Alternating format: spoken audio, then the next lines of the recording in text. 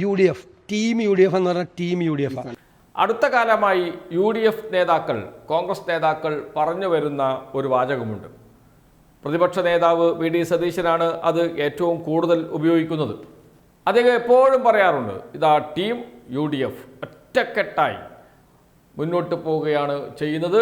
Team കോൺഗ്രസും team UDFും ഞങ്ങൾ ഒന്നിച്ച് ഒറ്റക്കെട്ടായി മുന്നോട്ട് പോകുന്നു എന്ന്. UDF ടീം UDF എന്ന് പറഞ്ഞാൽ ടീം UDF. എന്നാൽ ഇന്ന് ഈ സമയത്ത് തിരിഞ്ഞു നോക്കുമ്പോൾ ടീം UDF പൊട്ടി തകർന്ന് തരിപ്പണമായി പോകുന്ന കാഴ്ചയാണ് കാണുന്നത്. കോൺഗ്രസിനകത്ത് ആകെ പ്രശ്നമാണ്. സാധാരണ മുസ്ലിം ലീഗിനകത്ത് വലിയ പ്രശ്നങ്ങളൊന്നും ഉണ്ടാകാറില്ല. പക്ഷേ മുസ്ലിം ലീഗിനകത്ത് വലിയ പൊട്ടിത്തെറിയാണ് നടക്കുന്നത്.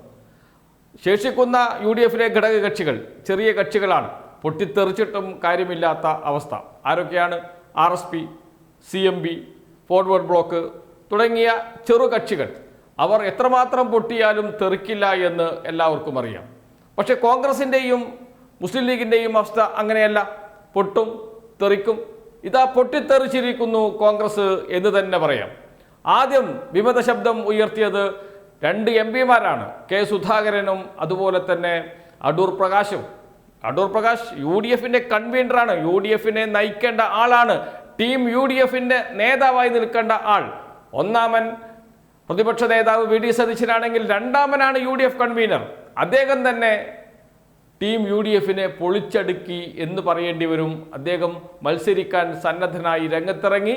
മത്സരിച്ചേ തീരൂ എന്ന് വാശി പിടിച്ച് ഹൈക്കമാൻഡിനെ വെല്ലുവിളിച്ച് ഇപ്പോൾ കോന്നിയിൽ മത്സരിക്കുന്നു എന്നാണ് കേൾക്കുന്നത്. ഹൈക്കമാൻഡ് അടൂർ പ്രകാശിന് മുന്നിൽ മുട്ടുമടക്കി. സമാനമായ സ്ഥിതി തന്നെയാണ് K. സുധാകരനെ സംബന്ധിച്ചും. K. സുധാകരൻ KPCCയുടെ മുൻ പ്രസിഡന്റാണ് എന്നുകൂടി ഓർക്കണം. അത് കഴിഞ്ഞ് സ്ഥാനാർത്ഥികളെ പ്രഖ്യാപിച്ചു തുടങ്ങിയപ്പോഴാണ് വലിയ പൊട്ടിത്തെറി വരുന്നത്. അതിനു മുമ്പ് കോൺഗ്രസിനെ സംബന്ധിച്ച മറ്റൊരു കാര്യമുണ്ട്. CPM-ൽ നിന്ന് പുറത്തു വരുന്നവർക്കൊക്കെ സീറ്റ് നൽകി. V. Kunhikrishnan Payyanur, TK Govindan Taliparamba, G. Sudhakaran Alappuzha. അങ്ങനെ CPM-ൽ നിന്ന് പുറത്തു വരുന്ന ആൾക്കാരെ മുഴുവൻ വിളിച്ച് സ്ഥാനാർത്ഥിയാക്കുക, അവ സ്വതന്ത്രരായി മത്സരിച്ചാൽ പിന്തുണ കൊടുക്കുക എന്ന സ്ഥിതിയിലേക്ക് വന്നു. അവിടെയെല്ലാം പ്രശ്നങ്ങളാണ്. പയ്യന്നൂരിൽ വിമത സ്ഥാനാർത്ഥിയായി മത്സരിക്കുമെന്ന് കോൺഗ്രസ് പ്രഖ്യാപിച്ചു. കച്ചേരി രമേശൻ, അവിടുത്തെ പ്രാദേശിക കോൺഗ്രസ് നേതാവ്, മത്സരിക്കുമെന്ന വാർത്തകളാണ് പുറത്തു വരുന്നത്. തളിപ്പറമ്പിൽ UDFിൻ്റെ 2016 സ്ഥാനാർത്ഥി രാജേഷ് നമ്പ്യാർ വിമതനായി മത്സരിക്കുമെന്ന് പ്രഖ്യാപിച്ചു കഴിഞ്ഞു. കോൺഗ്രസ് അത് സംബന്ധിച്ച് ഒരക്ഷരം മിണ്ടുന്നില്ല. എന്തെങ്കിലും നടക്കട്ടെ എന്നതാണ് കോൺഗ്രസിൻ്റെ അവസ്ഥ തളിപ്പറമ്പ് മണ്ഡലത്തിൽ. അവിടെ നിന്ന് ആലപ്പുഴയിലേക്ക് വരുമ്പോഴാണ് അവിടെ വലിയ പൊട്ടിത്തെറിയാണ്, വലിയ പ്രശ്നങ്ങളാണ് നടക്കുന്നത്. KPCC general secretary MJ job രാജിവെച്ച് G. സുധാകരന് പിന്തുണ നൽകുന്നതിൽ പ്രതിഷേധിച്ച രാജി BJPയിൽ ചേർന്നു. അപ്പോഴിതാ കുട്ടനാട് നിന്ന് മറ്റൊരു വാർത്ത വരുന്നുണ്ട്. മുതിർന്ന കോൺഗ്രസ് നേതാവ് സജി ജോസഫ് പൊട്ടിക്കരയുകയാണ്. കുട്ടനാട് മണ്ഡലം പേയ്മെന്റ് സീറ്റാണ് കേരള കോൺഗ്രസ് ജോസഫ് ഗ്രൂപ്പിന് നൽകിയത്. റെജി ചെറിയാനാണ് കേരള കോൺഗ്രസ് ജോസഫ് ഗ്രൂപ്പിന്റെ സ്ഥാനാർത്ഥി. പേയ്മെന്റ് സീറ്റാണ് എന്ന് പറയുന്നത് ആലപ്പുഴയിലെ കോൺഗ്രസ് നേതാക്കളാണ്. കൂട്ടരാജിയാണ്. സജി ജോസഫ് അടക്കമുള്ള നേതാക്കൾ രാജിവെച്ച് വിമതനായി മത്സരിക്കും എന്ന് സജി ജോസഫ് തന്നെ പ്രഖ്യാപിക്കുകയും ചെയ്തു കഴിഞ്ഞു. ലീഗിലോ വനിതാ ലീഗ് ഒരു ഭാഗത്ത് വലിയ കലാപമുണ്ടാക്കുന്നു. അത് കഴിഞ്ഞ് അബ്ദുറഹിമാൻ രണ്ടത്താണി മുസ്ലിം ലീഗിൻ്റെ മുഖമാണ്. ചാനലിൽ ചർച്ചകൾക്ക് വന്ന് മുസ്ലിം ലീഗിന് വേണ്ടി UDFിന് വേണ്ടി നിരന്തരം വാദിക്കുന്ന വ്യക്തികളിൽ ഒരാളാണ് അബ്ദുറഹിമാൻ രണ്ടത്താണി. അദ്ദേഹം ഇതാ ലീഗ് തന്നെ വിട്ട് LDFിൻ്റെ സ്വതന്ത്ര സ്ഥാനാർത്ഥിയാകാൻ പോകുന്നു എന്ന വാർത്തകളാണ് വരുന്നത്. തിരൂരങ്ങാടിയിൽ അദ്ദേഹം മത്സരിക്കും. അതേപോലെ മുസ്ലിം ലീഗിൻ്റെ നാവായി പ്രവർത്തിക്കുന്ന ഷാഫി ചാലിയം വള്ളിക്കുന്നിൽ മത്സരിക്കാൻ പോകുന്നു എന്ന വാർത്തകളും വരുന്നുണ്ട്. അതിനേക്കാളും അപ്പുറത്താണ് വനിതാ ലീഗ് മുസ്ലിം ലീഗിനുണ്ടാക്കിയ കലാപം. വനിതാ ലീഗിനെ സ്ഥാനാർത്ഥി നിർണയത്തിൽ പൂർണ്ണമായും തള്ളിക്കളഞ്ഞു, അവഗണിച്ചു എന്നാണ് വനിതാ ലീഗിൻ്റെ ആരോപണം. വനിതാ ലീഗ് നേതാക്കൾ ഓൺലൈൻ യോഗം ചേർന്ന് പ്രതിഷേധിക്കാൻ തീരുമാനിക്കുകയും ചെയ്തു എന്ന വാർത്തകളും പുറത്തു വരുന്നുണ്ട്. അതുമാത്രമല്ല UDF സ്ഥാനാർത്ഥികൾക്ക് എതിരെ, ഘടകകക്ഷി സ്ഥാനാർത്ഥികൾക്കെതിരെ മത്സരിക്കുകയാണ് പുനലൂരിൽ കോൺഗ്രസ് സ്ഥാനാർത്ഥി.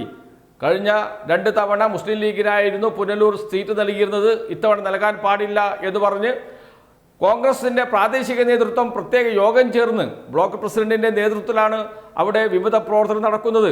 പ്രത്യേക യോഗം ചേർന്ന് നാളെ സ്ഥാനാർത്ഥിയെ പ്രഖ്യാപിക്കും എന്ന് പ്രഖ്യാപിച്ചിട്ടുണ്ട്. എന്ന് വെച്ചാൽ ലീഗിൻ്റെ സ്ഥാനാർത്ഥിക്കെതിരെ കോൺഗ്രസ് സ്ഥാനാർത്ഥി തന്നെ മത്സരിക്കുന്ന അവസ്ഥയിലേക്ക് എത്തുന്നു പുനലൂരിൽ. എന്ന് വെച്ചാൽ എല്ലായിടത്തും കേരളത്തിൽ അങ്ങോളം ഇങ്ങോളം കോൺഗ്രസിനകത്ത് വലിയ പ്രശ്നങ്ങളാണ്, UDFിനകത്ത് വലിയ പ്രശ്നങ്ങളാണ്.